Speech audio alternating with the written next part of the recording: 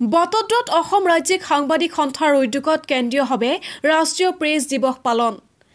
নগাঁও জিলাৰ বটদ্ৰত সমগ্ৰ দেশৰ লগতে অসম ৰাজ্যিক সাংবাদিক সন্থাৰ উদ্যোগত আৰু নগাঁও জিলা সমিতিৰ আতিথ্যত আজি ৰাষ্ট্ৰীয় প্ৰেছ দিৱস কেন্দ্ৰীয়ভাৱে বটদ্ৰা শ্ৰী শ্ৰী শংকৰদেৱ মহাবিদ্যালয়ৰ প্ৰেক্ষাগৃহত দিনজোৰা কাৰ্যসূচীৰে পালন কৰা হয়।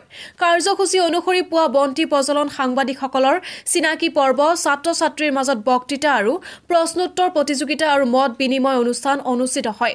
দিনৰ 12 বজাত অসম ৰাজ্যিক সাংবাদিক সন্থাৰ সভাপতি জিতু শৰ্মা ৰাজখোৱাৰ সভাপতিত্বত সাংবাদিকতাৰ ইতিহাস, বৰ্তমান আৰু নিৰাপত্তাহীন ভৱিষ্যত বিষয়ৰ ওপৰত এক আলোচনা চক্ৰ অনুষ্ঠিত হয়। আলোচনা চক্ৰটোত মুখ্য অতিথি হিচাপে উপস্থিত থাকে ইণ্ডিয়ান জাৰ্নেলিষ্ট ইউনিয়নৰ ৰাষ্ট্ৰীয় সম্পাদক ৰাতুল বৰা। আলোচক হিচাপে উপস্থিত থাকে ধিং মহাবিদ্যালয়ৰ অধ্যক্ষ ডক্টৰ বিমান হাজৰিকা, কটগুৰি কনিষ্ঠ মহাবিদ্যালয়ৰ অৰ্থনীতি বিভাগৰ প্ৰবক্তা ডক্টৰ আশৰফ ৱাহিদ আৰু ইংৰাজী দৈনিক কাকত দ্য আছাম ৰাইজিঙৰ কাৰ্যবাহী সম্পাদক দুলাল মিশ্ৰ। উক্ত অনুষ্ঠানতে সাংবাদিকতা, শৈক্ষিক আৰু সমাজৰ দায়বদ্ধ ব্যক্তি টুকটুকি প্ৰেছ ক্লাবৰ সভাপতি তথা অসমীয়া খবৰ কাকতৰ জ্যেষ্ঠ সাংবাদিক জালাল উদ্দিন আহমেদ, অসমীয়া খবৰ কাকতৰ ডুমডুমিয়াৰ সংবাদদাতা ছাইফুল ইছলাম আৰু ধিঙৰ DY 365ৰ সাংবাদিক ৰাজীৱ নেওগকে আদি কৰি কেইবাজনো সাংবাদিকক সম্বৰ্ধনা জনোৱা হয়।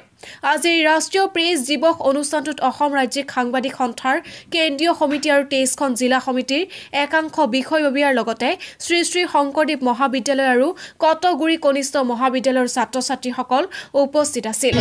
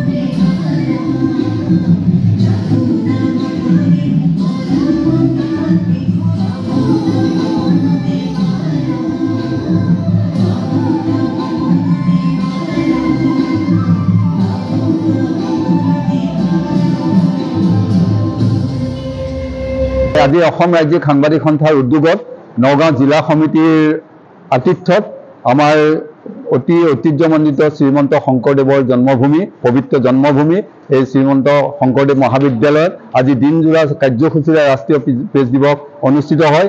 এই অনুষ্ঠানত বিশেষকৈ আজি এটি বিষয়ৰ ওপৰত সাংবাদিকতাৰ অতীত, বৰ্তমান আৰু নিৰাপত্তাহীনতাৰ ভৱিষ্যত দিশত এটি আলোচনা চক্ৰ অনুষ্ঠিত হৈছিল। আলোচনা চক্ৰখিনি উদ্বোধন কৰিছিল, প্ৰথমে বন্তি প্ৰজ্বলন কৰিছিল এই মহাবিদ্যালয়ৰ মাননীয় অধ্যক্ষ ডক্টৰ দেৱজিৎ মহন্ত ছাৰে। তাৰ পাছতে আমাৰ আলোচনা চক্ৰখিনি উদ্বোধন কৰিছিল আমাৰ ভাৰতীয় সাংবাদিক সন্থা IGUৰ সম্পাদক ৰাতুল বৰাদেৱে। তাৰপিছতে আমাৰ বিশিষ্ট আলোচক আমাৰ দুলাল মিশ্ৰ আৰু আশৰফ ৱাহিদ ছাৰে ইয়াত আলোচক হিচাপে অংশগ্ৰহণ কৰে।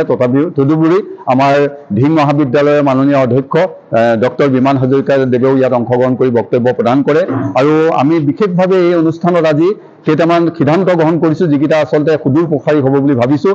তাৰ ভিতৰত হৈছে আমি বিশেষকৈ অসম ৰাজ্যিক সাংবাদিক সন্থাই পূৰ্বৰ পৰাই এটা যত্ন কৰি আহিছোঁ যে অসমৰ যিমানবিলাক সাংবাদিক সংগঠন আছে, যিহেতু আমাৰ 23টামান সাংবাদিক সংগঠন আছে, আমি একেখন মঞ্চতে সমবেত কৰাই যিখিনি সাংবাদিকৰ বৰ্তমান সমস্যা, এই সমস্যাসমূহ সমাধানৰ কাৰণে চৰকাৰৰ ওচৰত যাতে আমি ঐক্যবদ্ধভাৱে দাবী উত্থাপন কৰিব পাৰোঁ, এই সম্পৰ্কত আমি আজি সিদ্ধান্ত গ্ৰহণ কৰিছোঁ। দ্বিতীয়তে, সাংবাদিক নিগ্ৰহ আৰু নিৰ্যাতনৰ যিটো ঘটনা অব্যাহত আছে, ইয়াৰ তীব্ৰ প্ৰতিবাদ কৰিছোঁ। আৰু এই প্ৰতিবাদৰ ফলস্বৰূপে আমি পুনৰবাৰ এনেধৰণৰ যিখিনি বিশেষকৈ ৰাষ্ট্ৰ সন্ত্ৰাস আৰু বেচৰকাৰী সন্ত্ৰাসৰ বলি হৈ আমাৰ মাজৰ পৰা কেইবাজনো সাংবাদিক শ্বহীদ হ'ল। শ্বহীদ কমলা শইকীয়া, শ্বহীদ পৰাগ দাসকে আদি কৰি 29জন সাংবাদিকৰ হত্যাৰ বিচাৰ আজিৰ তাৰিখতো নহ'লে, ইয়াৰ দাবী আমি পুনৰ আজি প্ৰেছ দিৱসৰ জৰিয়তে আমি উত্থাপন কৰিছোঁ। তদুপৰি আমি বিশেষকৈ সাংবাদিকৰ যিটো পেঞ্চন নীতি, এই নীতি আমি সৰলীকৰণ কৰিবৰ কাৰণে কিছু অনুৰোধ জনাইছোঁ, চৰকাৰক আহ্বান জনাইছোঁ।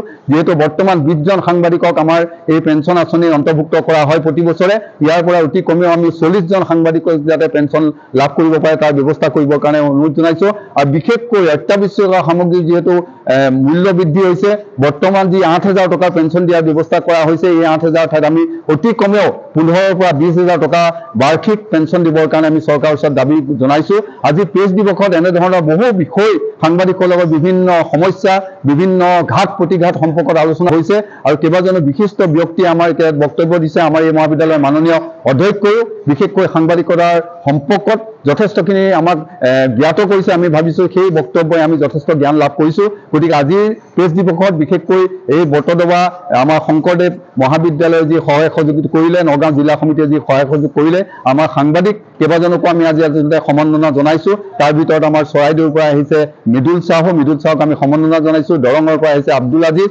তদুপৰি আমাৰ কেইবাজনো বিশিষ্ট এই অঞ্চলৰ সাংবাদিক ধিং প্ৰেছ ক্লাবৰ সভাপতিকে ধৰি আমাৰ অসমীয়া প্ৰতিদিন কাকতৰ ইয়াৰ সংবাদদাতা হাজৰিকাকে আদি কৰি আমি কেইবাজনকো আমি ইয়াৰ আজি সম্বৰ্ধনা জনাইছোঁ আমি তেখেতসকলক সম্বৰ্ধনা জনাবলৈ পাই আমি আচলতে নিজকে ধন্যবাদ দিছোঁ আৰু সকলোৰ প্ৰতি আমি আন্তৰিক কৃতজ্ঞতা জ্ঞাপন কৰিছোঁ ধিঙৰ পৰা আবুল হুছেইনৰ ৰিপৰ্ট ডেইলি 24